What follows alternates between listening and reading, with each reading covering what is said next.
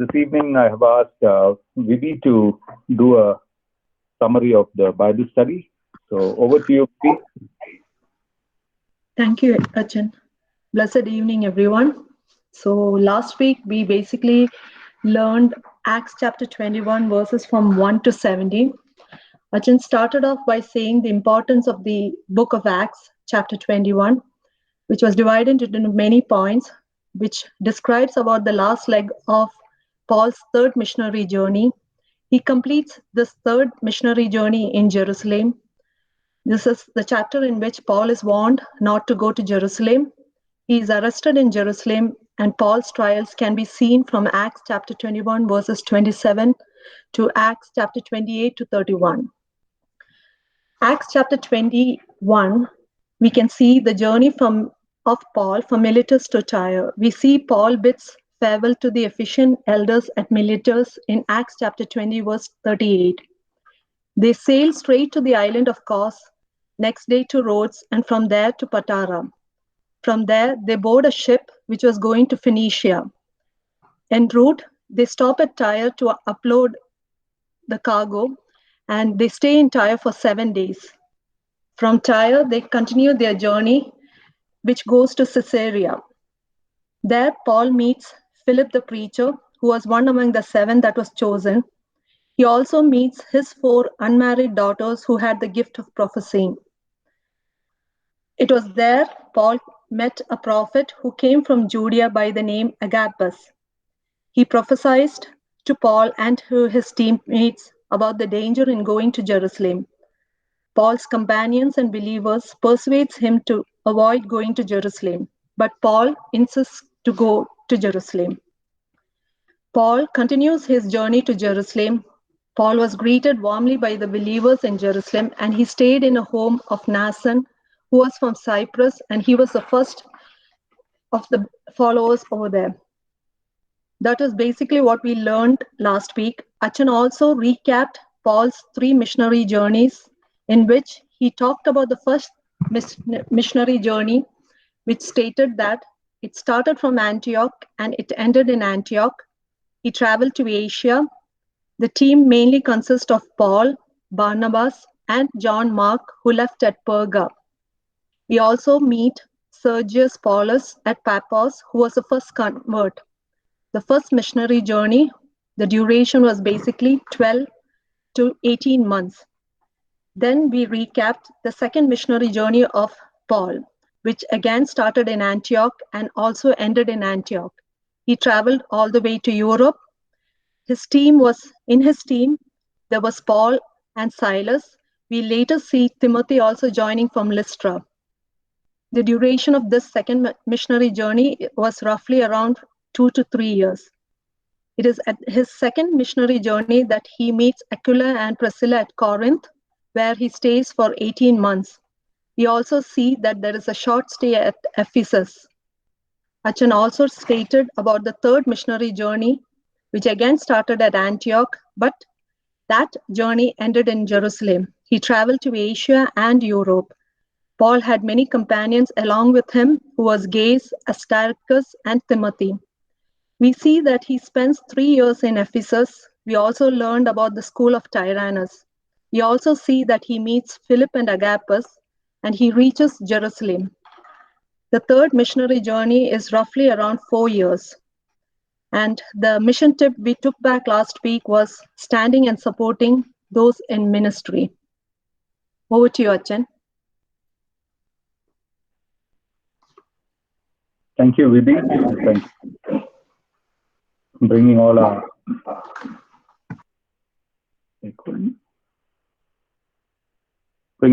that we learned in the last week.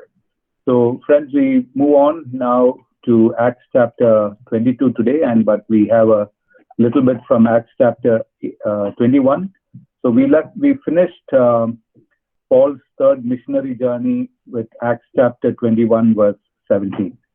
Now, we know that we are familiar with this chart, and I'm sure that the chart is becoming more and more real to you. Now, we are somewhere here, and we go into Acts chapter 21 and 22 today, and Paul is arrested, And then you see from here that these places is where he goes through the trial. That is, he goes through a trial in Jerusalem, then Caesarea, and then he heads to Rome. So the church's leader on trial, that is referring to Paul. Paul, you see Paul as the prisoner here more. We saw Paul as the missionary, and now here we see Paul as the prisoner. So as we go into this, I would like you to familiarize with this chart. We had a different outline when we started the Bible study. We said Acts of the Apostles, divided into three parts. First, we said witness in Jerusalem. That was chapters 1 to 8.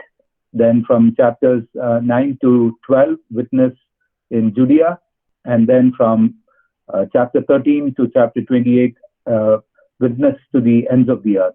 Now, we have that broad outline, but I would also like you to remember that when you study Acts chapter 1 versus chapters 1 to 12, you will see about Jesus and his disciples. You remember on Mount of Olives, Jesus' ascension, and then choosing of the 12th, the disciple in the place of Judas. Then we see about the Pentecost experience. Then we know Peter's sermons. He preached 5 sermons. We went through that. Then we studied different aspects of the early church, how they congregated, how they broke bread. And then we talked about the selection of deacons. You remember the 7 people that were chosen to serve at the tables. Then we read a lot about persecutions, how the believers were persecuted and how they had to flee from Jerusalem. Then we also read about the conversion of Saul.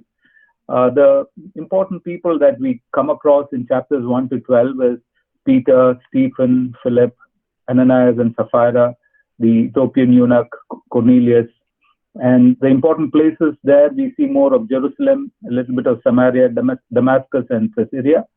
So this is all, when you should have a broad outline about the book of Acts. So chapters 1 to 12, you read about all these things. Now, chapters 13 to 21, verse 17 is very clear. Those are the missionary journeys of Paul. We begin with the first missionary journey. Then in Acts chapter 15, we have the Jerusalem Council. Then the second missionary journey of Paul and the third missionary journey of Paul. Now, the important people that we study in Acts chapter 13 to 21 is we talk about Paul, we talk about Barnabas, talk about Timothy, Silas, James, Apollos, and many others. But these are some of the main characters that I just listed down. And the places, basically the places that Paul visited. Now you know that there is an Antioch in Syria and the Antioch in Pisidia. We know about Iconium, Lystra, Derbe, Galatia, Troas. All these places are in Asia. And then we know that Paul's second missionary journey, he goes to Macedonia. And in Macedonia, we have Philippi, Thessalonica, Berea, Athens, Corinth, and Ephesus back in Asia. So this is something about the second part of the book. And the third part of the book is Paul's trials. This trial in the sense that he's under trial before the Sanhedrin in Jerusalem. Then he is under trial in Caesarea under the Roman government, under Felix, Festus, Agrippa. We'll come to that. Then he travels to Rome. He is in Rome to face the trial before Caesar. So I hope you get an outline of the book of Acts, a different outline, different from what we have been studying. When you look at the book of Acts, this is how you should be able to focus on the book.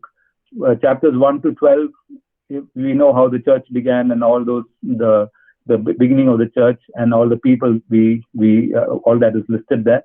The second part of the book of Acts is very simple to understand. Basically, the 3 missionary journeys, and in between the first and second missionary journey, there is the Jerusalem Council. And the third part of the book of Acts, that is from Acts chapter 21, verse 18 onwards to the end of the book of Acts, it is Paul going through trials. And he is being tried in Jerusalem, then he is taken to Caesarea, then he goes to Rome, and that is how the book of Acts ends.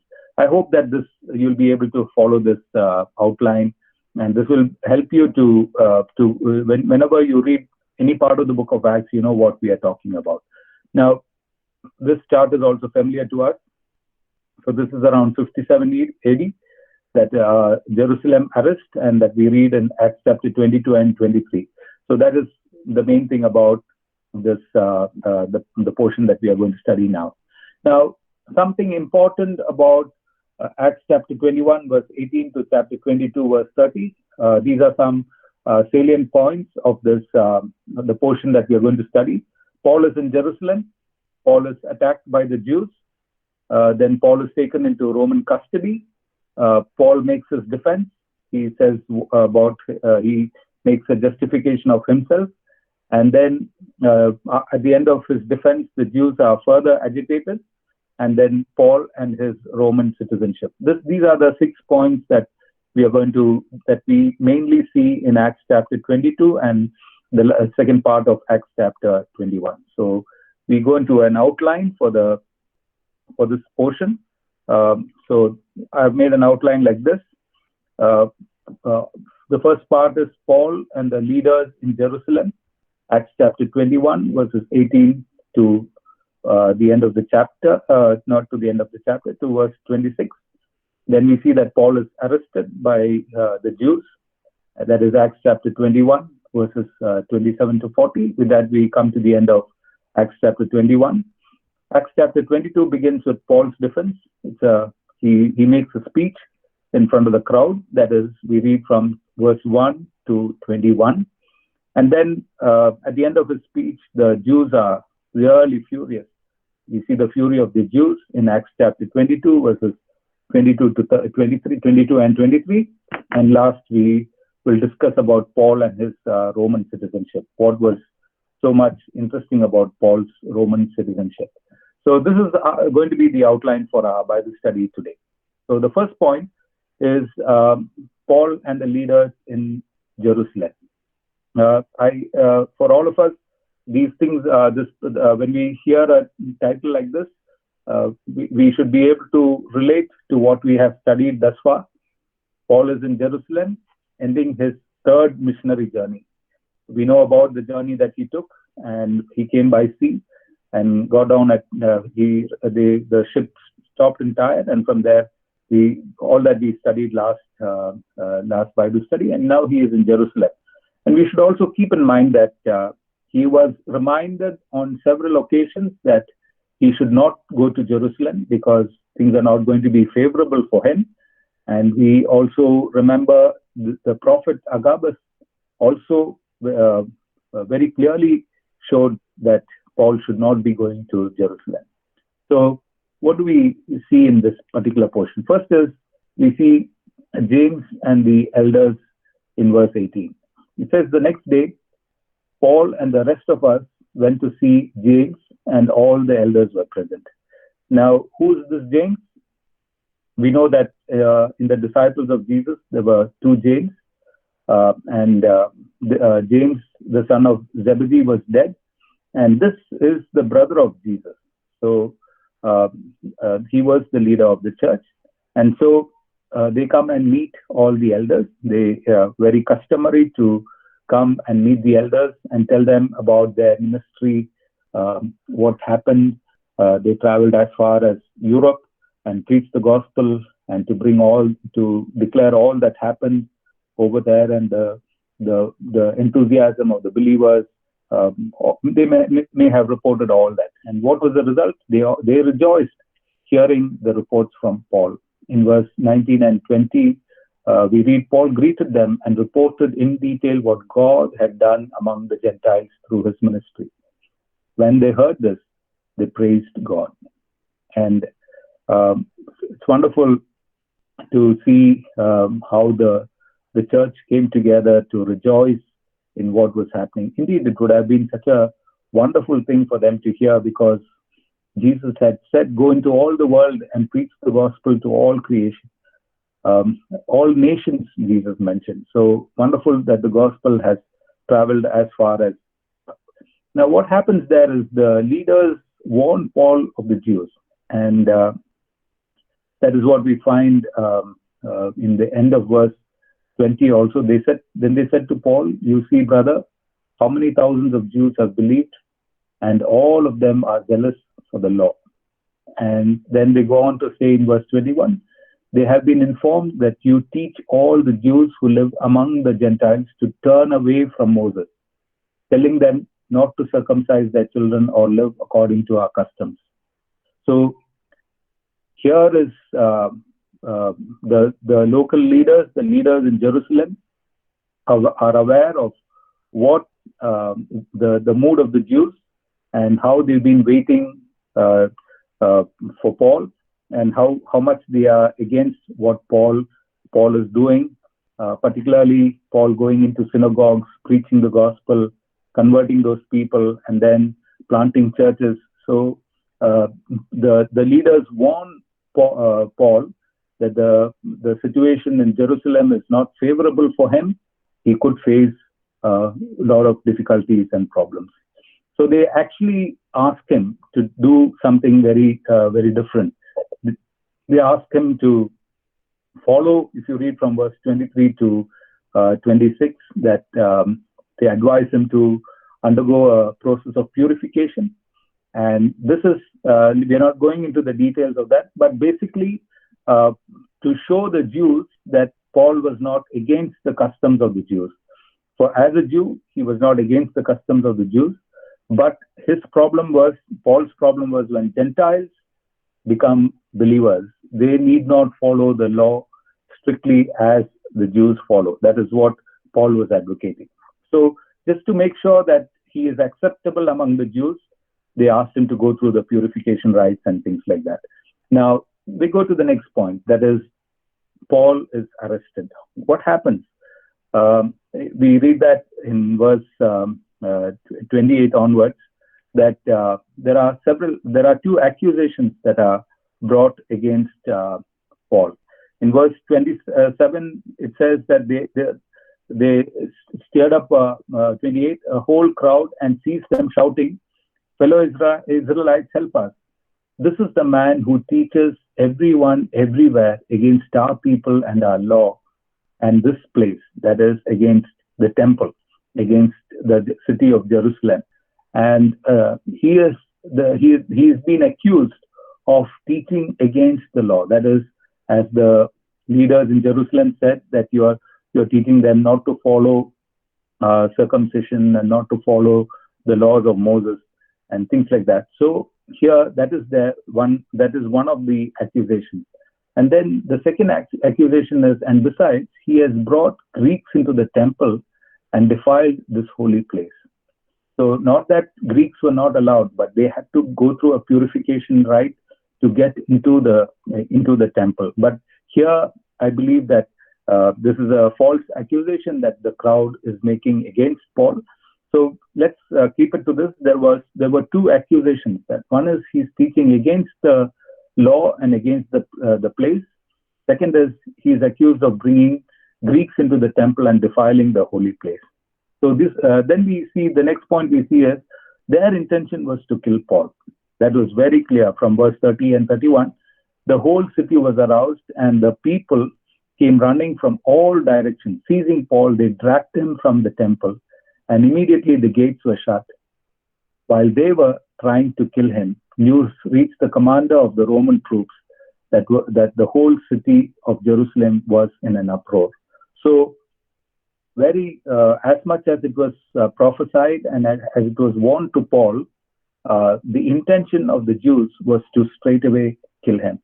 And this is not the only time. Even once before, if you remember, when after Paul's conversion, when he came to Jerusalem, he had to run away from Jerusalem. He had to sneak out and run away because the people were looking for an opportunity to kill him.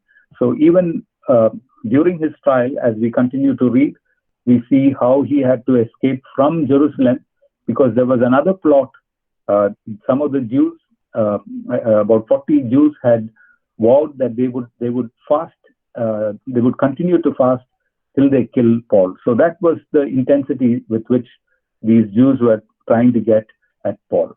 Now, when this situation is going out of control, imagine the whole, all the people have come in, and there is a huge crowd, there is a mob, and they're trying to kill Paul, and immediately the Romans get into action. Now, the Romans take Paul into their custody.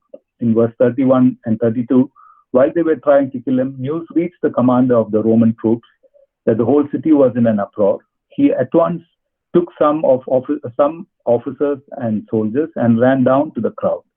When the rioters saw the commanders and his soldiers, they stopped beating Paul.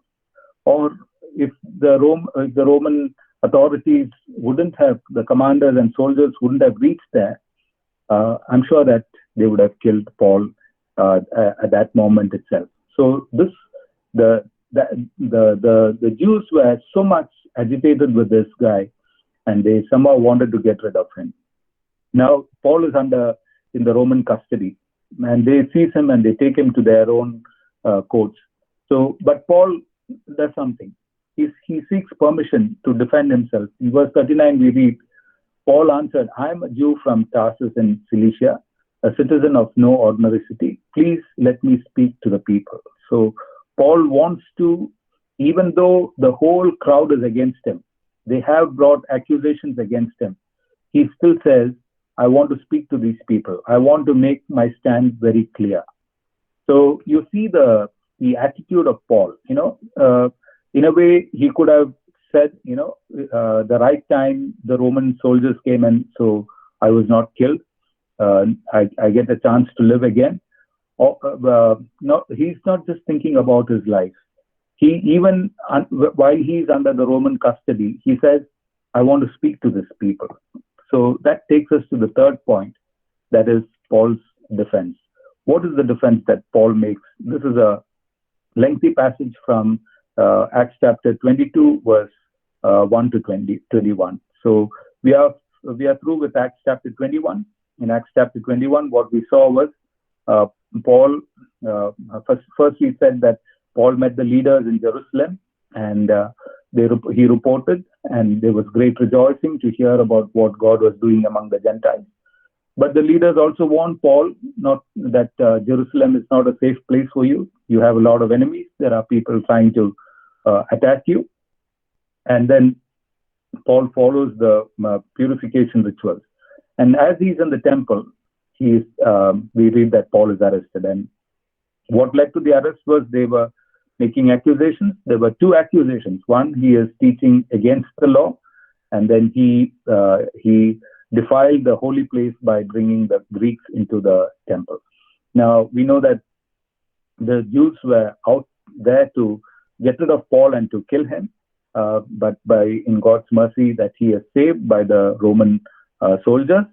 And then now, while he's being taken into the Roman custody, Paul says that I want to speak to these people who are against me. So now we are coming into Paul's defense. What is the defense that he makes? First is Paul talks about his Jewish credentials. In verses 1 to 5, let's see what all Paul speaks about his credentials. It is very interesting to see if you read very clearly. There is a conversation that Paul has with the Roman commanders and the soldiers in Acts chapter 21, verse 37 onwards. And there it is mentioned that Paul spoke to them in Greek. He spoke, Greek was the common language that Greek and Aramaic were the common languages that were spoken. And when Paul begins to make his defense, he speaks in Hebrew. If you have your Bibles, you can check Acts chapter 21, verse 37, and also you can check verse 40. In these verses, you will find Paul speaking to the soldiers in Greek, and to the Hebrew or to the Jews, he was speaking in Hebrew. So it is very significant that Paul was a learned man, and he knew how to address every group of people. And it is so relevant that we speak the language that is commonly understood by the people.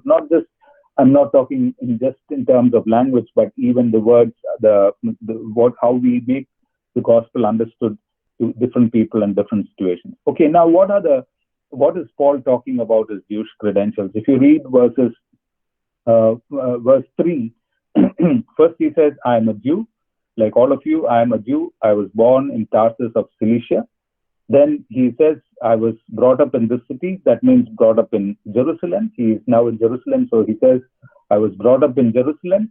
And then he says, I studied under Gamaliel. Gamaliel, a very respected Pharisee and a leader of the church. We know that he was one among the Sanhedrin and a learned man. So he says, I have studied under Gamaliel, so don't take me lightly.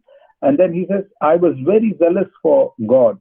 In the sense, the God that you worship, I was very zealous for that God. And what I went on to do in verse 4, it says, I persecuted the believers. I was on your side. I was with you. I was one among you. And I went persecuting the believers. So he begins his defense by letting the people know his Jewish credentials. He's no traitor to the Jews in the sense that he's one among the Jews. And then he said he gives all these credentials. Then he goes on to talk about his conversion experience. What exactly happened? He says that in verse 5 that he was on a mission to arrest the believers in Damascus. We know the story that Paul had collected letters from the high priest and then was there going over to Damascus to arrest these believers. And then he talks about the supernatural experience that he went through in verse 6 to 11. And he says, I was on that road and there was a bright light that hit me and I heard a voice. And then he says very clearly that the voice that he heard was the voice of Jesus. He said he heard the voice of Jesus saying, why are you persecuting me? And Paul very clearly said that. And then he goes on to say, having said about Jesus, then he says that he was taken to Damascus where he had to wait. And then he brings the role of Ananias. And we know that Ananias came and prayed for him, and then he restored, his sight was restored. But what does he say about Ananias in verse 12 and 13? He says, a man named Ananias came to see me. He was a devout observer of the law and highly respected by all the Jews living there. So Paul is trying to make a connect with the people saying, first he established himself as a Jew. Then he brings now Ananias, saying that Ananias, he was a devout observer of the law, a highly respected Jew. And he stood beside me and said, Brother Saul, receive your sight. And at that moment, I was able to see him. So Paul, in bringing Ananias into the picture, is trying to strike that balance between him and the crowd, saying that, we are all brothers. Jesus came for all of us. And I want you to understand that. Then he goes on. So we saw about, in Paul's defense, first he talks about his Jewish credentials, particularly in verse 3 and 4. And then he goes on to talk about his conversion experience. Now, we should realize that Paul talks about his conversion experience every time he faces a trial. He did this. He continues to do this in several occasions, and particularly in the book of Acts, we read on 3 occasions that Paul in detail talks about his conversion experience.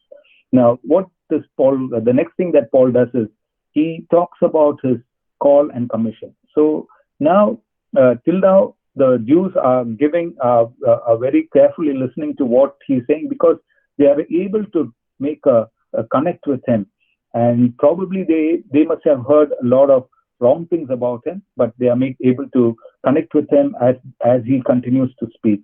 And what is he saying? He says he had a clear call in verse 14 and 15. Then he said, the God of our ancestors has chosen you to know his will and to see the righteous one and to hear words from his mouth. You will be his witnesses to all people of what you have seen and heard. This is what the prophecy that Paul receives, that he is going to become a witness to all people, and he's going to witness about all that he has seen and heard. So he says, I had a very clear call. This is what God through his servant told me, that this is what I am called to be. And then he also talks to the people about his past experience in Jerusalem. In verse 17 to 20, he says, when I returned to Jerusalem, this return he's talking is after his conversion. When he had, after his conversion, we know that he went to Arabia for 3 years, and then he came to Jerusalem. He says, when I returned to Jerusalem and was praying at the temple, I fell into a trance and saw the Lord speaking to me. Quick, he said, leave Jerusalem immediately, because the people here will not accept your testimony about me. Lord, I replied, these people know that I went from one synagogue to another to imprison and beat those who believe in you. And when the blood of your martyr Stephen was shed, I stood there giving approval and guarding the clothes of those who were killing him. See, Paul is saying, I once was a person who believed in all that you said, all that you know. And I, in fact, was in the forefront attacking these Christians and these believers. But now I'm a different person. The experience that I had on the road to Damascus turned me around, and I'm a different person. Then he goes on to say, I received the commission from God. In verse 21, he says, then the Lord said to me, go, I will send you far away to the Gentiles. And Paul is saying, if you analyze Paul's defense, the first thing he did was he spoke about his Jewish credentials. Then he spoke about his own personal experience of his conversion. And then he says that, I have received a call, and I have a commission to go to all the people, particularly to the Gentiles far away, and spread the gospel. Now, till now, it is very interesting that the people were very patiently listening to all that Paul had said. Paul was saying. Now, remember, there was a big agitation, and the whole crowd, they all gathered, they closed the gates, and they were going to kill him, they were beating him. That's when the Roman soldiers arrived, and they took Paul into their custody. And while he's being taken, he's making this speech, making this defense, and in his defense, he talks about he talks about his Jewish credentials, who he is. He's revealing, making clear about his identity, and then he goes on to talk about his salvation experience, his conversion, and then he tells them that, I have been given a commission. God's call is clear upon me that I have to go and preach the gospel to the people. And it is very interesting at this point. If you read verse 22, it says, after Paul made the statement, it says, verse 22 says, then they listened to him up to this statement, and then they raised their voices and said, away with such a fellow from the earth, for he should not be allowed to live. When they heard about, their accusation was that he is preaching the gospel to the Gentiles and making them part of the community, and they are not following any rituals. He's telling them not to follow the law of Moses. And so when he started saying about his ministry to the Gentiles, that is when the crowd becomes furious. Now we see the fury of the Jews in verses 22 and 23. The crowd listened to Paul until he said this. Then they raised their voices and shouted, rid the earth of him, he is not fit to live. And they were shouting and throwing off their cloaks and flinging dust into the air. Now, we read this in Acts chapter 22, verse 22 and 23. Now, as I said, the crowd was silent till he mentioned anything about the Gentiles. As soon as he said that God has called him, or God has commissioned him to take the gospel as far as possible to all the people and to the Gentiles, that is when they got furious, because they had accused him. In chapter 28, verses 29, we saw that one of the second accusation was that he has brought Greeks into the temple and defiled this holy place. And verse 29 says there that in Acts chapter 21, verse 29 says they had previously seen Trophimus the Ephesian in the city with Paul and assumed that Paul had brought him into the temple. So they were just connecting things and making things worse for Paul. And what was the crowd wanting to do? The crowd wanted to kill Paul. They said, "Away with this guy, get rid of him, rid the earth of him. He is not fit to live." And remember, it is just the fact that he is under the guard, he is guarded by the Roman soldiers, that he is safe. Otherwise, by now, they would have torn him to pieces. So we see how the Jews became so furious that they were just out to kill him and finish him. Now, with this, we come to the last point, that is Paul and his Roman citizenship. Now, what happens is, if you read verse 24 onwards, now Paul is under the Roman custody. He is being taken as a prisoner by the Roman authorities. Now, what the commander does is, the commander orders scourging Paul. Now, the commander ordered that Paul be taken back into the barracks. He directed them that he be flogged and interrogated in order to find out why the people were shouting at him like this. So the commander is confused. Now, Paul has made his defense clear, and he says, "I am also a Jew, and I was also part of attacking these believers and the so-called Christians or whatever." But still, the crowd wants him to be killed. So the only way that some truth can come, we know in some parts of the world there are different degrees of treatment given to prisoners, so that they speak the truth, they try to get the truth out of them. So here the commander was doing that.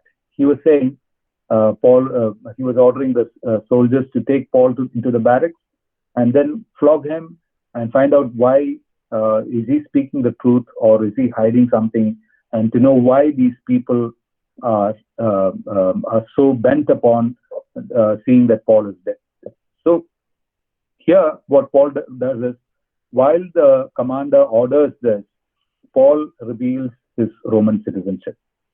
In verse 25 to 27, as they stretched him out to flog him, Paul said to the centurion standing there, "Is it legal for you to flog a Roman citizen who hasn't even been found guilty?"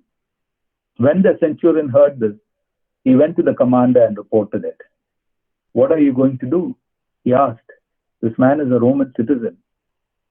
The commander went to Paul and asked, "Tell me, are you a Roman citizen?" "Yes, I am," he answered. So Paul is a Jew, he's an Israelite, yet he has a Roman citizenship. So dual citizenship was allowed during the Roman Empire, but that citizenship was not easy to get.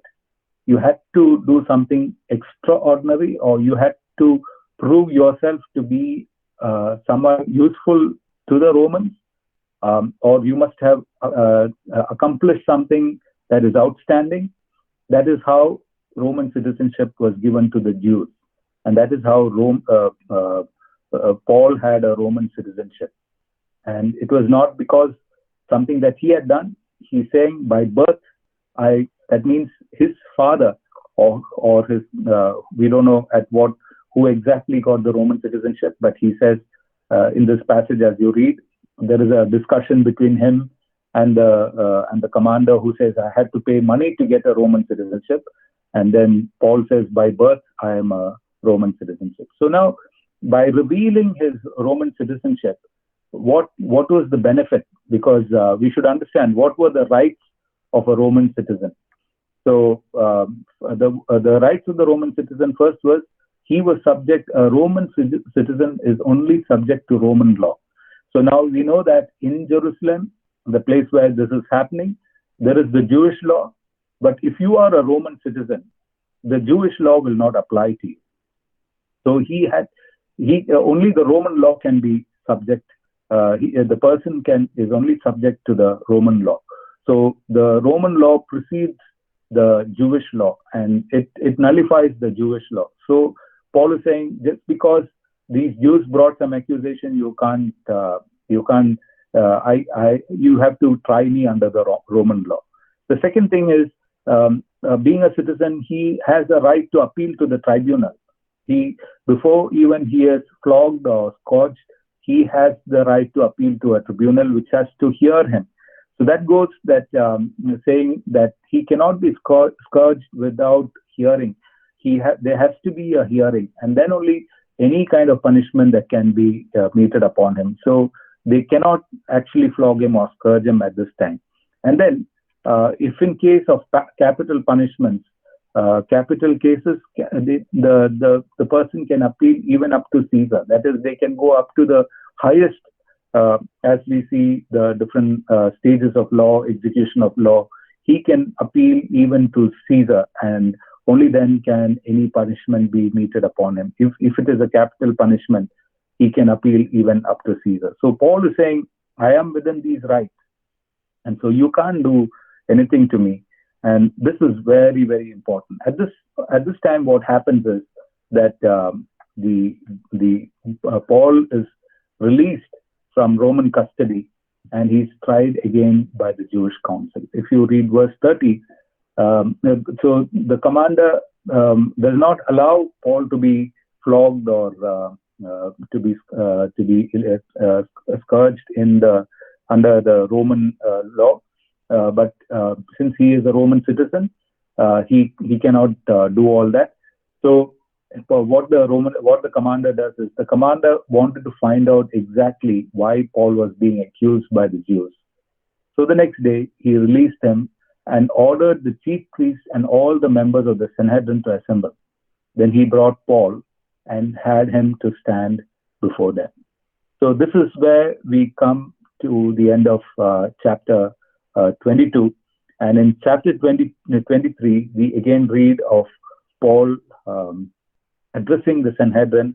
Paul addresses the Sanhedrin, and then we see what the reaction of the Jews are, and then we see how Paul is sent away to Caesarea in chapter 23. So we come to the end of chapter 20. What we have seen today is a very simple chapter, nothing much complicated.